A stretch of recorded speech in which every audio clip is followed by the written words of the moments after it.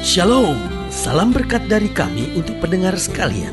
Saat ini pendengar akan diberkati dengan program Hari Ini Harinya Tuhan bagian yang ke-8. Sebuah program rohani tentang doktrin Alkitab yang menolong kita untuk semakin tertanam dalam kebenaran firman dan bertumbuh dalam kemuliaan. Bersama hambanya, Pendeta Gilbert Lumwendong, STH. Banyak orang merasa doktrin Alkitab sebagai sesuatu yang membingungkan. Tetapi tahukah saudara bahwa doktrin Alkitab intinya adalah memahami Alkitab dengan benar, dengan pemahaman yang sistematis, sehingga kita terus dapat tertanam di dalam kebenaran firman, sehingga kita terus bertumbuh di dalam kemuliaan Allah. Buka hati saudara sekalian untuk menerima berkat-berkat firman-Nya hari ini. Salah satu hal yang paling menakutkan bagi banyak orang dalam kehidupan ini adalah ketika menghadapi jalan buntu. Artinya apapun yang dia kerjakan rasanya sudah percuma, rasanya dia mau kerjakan apapun sudah nggak ada jalan lagi, sehingga banyak orang di sini lari ke seks bebas, lari ke obat terlarang, lari ke dukun, bahkan yang lebih ekstrim lagi ada yang bahkan berpikir untuk bunuh diri. Kenapa? Karena merasa jalan buntu. Nah, padahal kalau kita perhatikan jalan buntu dapat terjadi karena beberapa hal. Yang pertama karena memang keadaannya parah. Tetapi untuk itu kita tetap tidak perlu putus asa. Kenapa? Karena kita masih punya Tuhan kok. Dan Alkitab berkata pencobaan yang kamu alami tidak akan pernah melebihi kemampuanmu. Artinya apa? Kalau kita mau sabar aja, kalau kita mau berserah aja, kalau kita mau tunggu sebentar, jangan terlalu panik di waktu itu. Tetapi biarkan waktu berjalan. Saudaraku yang kasih dalam Tuhan, Allah pasti akan menolong dan membela orang yang berharap kepadanya. Berarti yang pertama, dapat saja jalan buntu terjadi karena keadaannya memang parah. Tapi kalau kita mau tunggu, kita mau sabar, kita mau berserah, pasti pada akhirnya ada jalan keluar yang Tuhan berikan. Lalu yang kedua, jalan buntu dapat terjadi karena kita memang punya pikiran yang sempit. Jadi artinya gini, setiap kali kita ada masalah selalu kita pikir, wah habis deh nih, wah hancur nih, wah udah gak ada jalan lagi, wah habis-habisan nih semuanya, wah udah deh rusak deh semuanya. Jadi memang pikiran kita sempit. Padahal Alkitab bilang apa yang benar, apa yang mulia, apa yang sedap didengar, itu yang harus kita pikirkan. Nah, kalau memang pikiran kita sempit terus, ya kan, saudaraku yang kasih dalam Tuhan, semua masalah kecil juga jadi besar sekali. Dalam rumah tangga kita pikir, wah udah gak bisa dipertahankan. Lihat anak-anak kita, wah udah gak bisa diatur, ya kan. Lihat kondisi ekonomi, udah hancur-hancuran gitu, ya kan. Tapi sebagai hamba Allah saya mau bilang, jangan punya pikiran yang sempit. Belajar berpikir yang luas, karena kita tahu kok bahwa Tuhan yang kita sembah adalah Allah yang melatih dan mendidik kita, sehingga di tengah masalah kita akan semakin hari semakin dewasa. Haleluya. Lalu yang ketiga saya pelajari, jalan buntu dapat terjadi karena sifat yang terlalu cepat menyerah. Ada orang-orang yang memang punya sifat seperti itu, nggak tangguh gitu. Jadi setiap kali ada masalah, langsung yang dalam pikirannya, udahlah percuma lah, saya udah nggak kuat lagi lah, udahlah saya nggak bisa lagi lah, gitu. Jadi terlalu cepat menyerah. Nah, saudara pengen kasih dalam Tuhan, selalu saya bilang, orang yang berhasil bukan orang yang tidak pernah gagal, orang yang berhasil bukan orang yang tidak pernah menghadapi masalah, orang yang berhasil bukan orang yang tidak pernah kecewa, tapi orang yang berhasil adalah orang yang tidak pernah menyerah dalam hidupnya. Artinya apapun yang terjadi, dia tahu Tuhan yang pegang tangannya, dia tahu malaikat Tuhan mengawali hidupnya, dan dia tahu Roh Kudus akan menolong dia, dan dia tahu kasih karunia Allah akan turun tepat pada waktunya di saat kita memerlukan. Haleluya. Dan yang keempat saya pelajari, kenapa jalan buntu dapat terjadi? Karena kita hidup dalam dosa. Saudaraku yang kasih dalam Tuhan, karena itu berhenti berbuat dosa. Makin sering buat dosa, sudah menghadapi banyak jalan buntu. Anak muda pacaran, lalu apa yang terjadi? Lakukan hubungan seks sebelum nikah, hamil di luar nikah. Saudara gue yang kasih dalam Tuhan, stres, jalan buntu. Kenapa? Karena buat dosa, ya kan? Nah, suami, ya kan, sudah punya istri, selingkuh, ya kan? Lalu apa yang terjadi? Wanita itu dihamili, lalu wanita itu minta kawin, bingung setengah mati, saudara. Jalan buntu. Jadi sering kali jalan buntu terjadi karena apa? Karena dosa. Karena itu sebagai hamba Allah saya mau bilang, selama jalan kita benar, selama jalan kita lurus, selama jalan kita berkenan kepada Tuhan, pasti selalu ada jalan keluar. Tapi sebaliknya, kalau kita menghadapi jalan buntu karena dosa, ingat, bukan berarti kita harus binasa. Bertobat, berbalik kepada Tuhan, minta pengampunan dari Tuhan. Pasti Allah yang penuh dengan kasih karunia rahmat akan selalu memberi jalan keluar bagi orang yang percaya kepadanya. Haleluya. Selamat datang dalam program kita. Hari ini harinya Tuhan, sebuah program rohani yang kembali mengingatkan kepada kita betapa pentingnya kita menjadikan firman Tuhan sebagai dasar keseharian hidup kita. Karena selama kita jadikan firman Tuhan sebagai dasar keseharian hidup kita, langkah-langkah ke depan kita penuh dengan kepastian, kemenangan, berkat, mujizat, dan perkara-perkara yang besar. Haleluya. Dan dalam program ini kita sedang membahas tentang kepastian jalan keluar, karena Yesus memanggil kita yang percaya sambil berkata, "Mari hai kamu yang letih lesu dan berbeban berat, aku akan memberi kelegaan kepadamu." Berarti kalau kita mau datang kepada Yesus, datang berseru kepada Tuhan, selalu ada kepastian jalan keluar bagi setiap mereka yang percaya. Haleluya. Nah, saudaraku yang kasih dalam Tuhan, dalam pembahasan tentang kepastian jalan keluar, kita mau sama-sama belajar dari Hakim-Hakim pasal 13. Hakim-Hakim pasal 13 ayat yang pertama sampai ayatnya yang ke-7. Hakim-Hakim 13 ayat pertama sampai ayat yang ke-7. Demikian firman Tuhan di bawah judul perikop lahirnya Simson. Hakim-Hakim 13 ayat 1 sampai 7. Demikianlah firman Tuhan. Orang Israel melakukan pula apa yang jahat di mata Tuhan. Sebab itu Tuhan menyerahkan mereka ke dalam tangan orang Filistin 40 tahun lamanya. Lihat, 40 tahun saudara. Bangsa Israel dijajah oleh Filistin. Ini ayat yang kedua.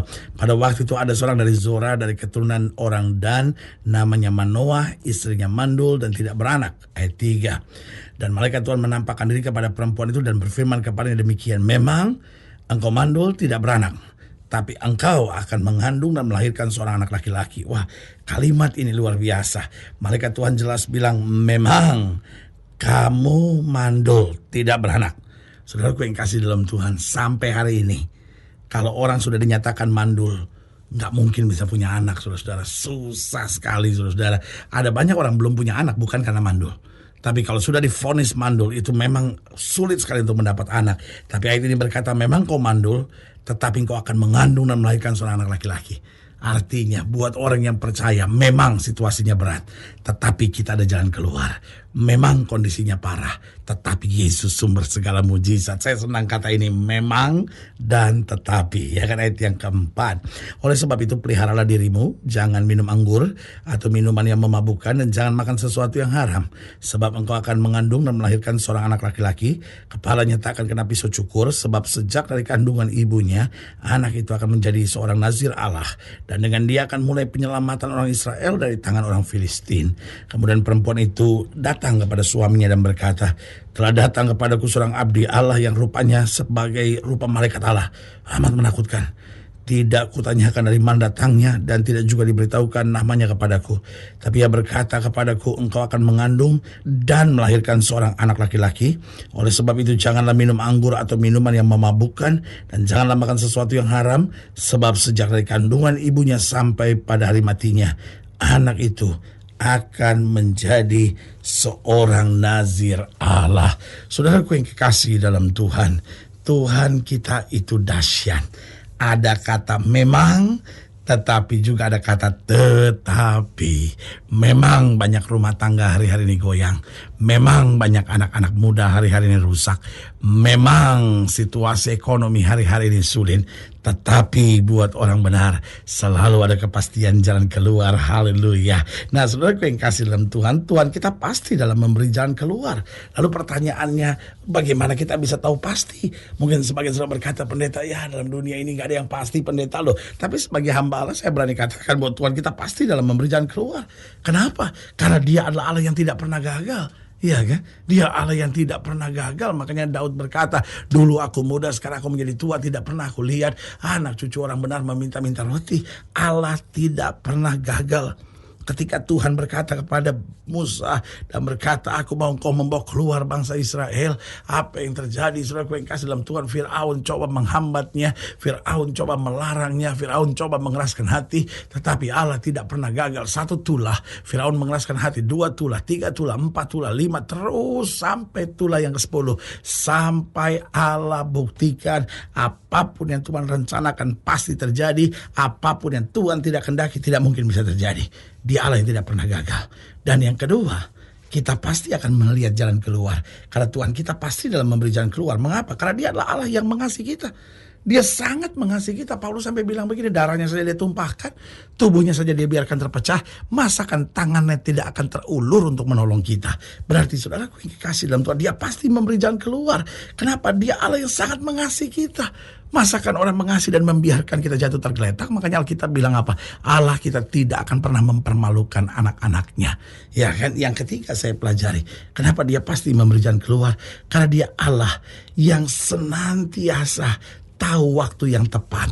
Saudaraku yang kasih dalam Tuhan, yang kita anggap nggak ada jalan, yang kita anggap jalan buntu, yang kita anggap susah, seringkali kan persoalan sederhana, kita cuman nggak sabar, saudara-saudara, kita cuman nggak siap nunggu waktu yang tepat dari Tuhan. Buat kita waktu yang tepat itu sekarang, ya kan? Sekarang juga Tuhan tolong saya. Tapi sebagai hamba Allah saya mau ingatkan, dia pasti memberi jalan keluar, karena dia Allah yang tahu waktu yang tepat buat anak-anaknya.